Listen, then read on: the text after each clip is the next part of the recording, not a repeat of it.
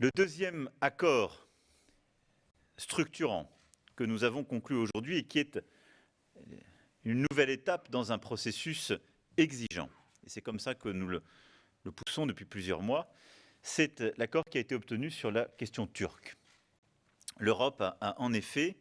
démontré sa capacité à faire preuve de fermeté à l'égard de la Turquie en adoptant des sanctions afin qu'elle mette fin à ses actions unilatérales en Méditerranée orientale. Nous avions donné au mois d'octobre dernier une chance à la Turquie. Nous avions tendu la main, posé des conditions. Nous avons unanimement constaté que la Turquie avait poursuivi ses actions provocatrices. Cette fermeté et ces nouvelles mesures de sanctions sont le signe d'une nouvelle approche qui a notamment été le fruit du travail que nous avons conduit, d'une part avec la Grèce et Chypre l'été dernier, en format Med7 à la fin de l'été, et avec l'Allemagne ces dernières semaines, afin de convaincre tous nos partenaires de la nécessité d'avoir ce processus progressif, mais exigeant, et d'être cohérent avec nous-mêmes.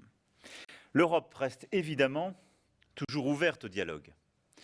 mais elle n'acceptera pas une politique de déstabilisation de ses États membres, comme de son environnement régional. C'est pourquoi nous avons aussi demandé au haut représentant Josep Borrell de poursuivre ce travail pour déterminer si d'autres mesures seront nécessaires et au fond de conduire d'ici à mars prochain une revue complète de la relation entre l'Union européenne et la Turquie en matière politique, économique et commerciale et de permettre d'identifier tous les actes qui sont contraires à nos intérêts afin que nous puissions là aussi en tirer toutes les conséquences en nous réservant la possibilité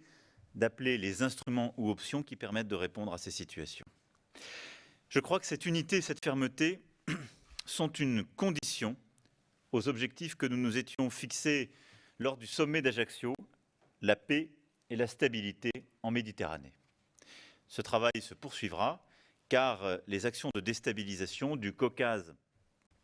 à l'Afrique du Nord demeurent aujourd'hui nombreuses.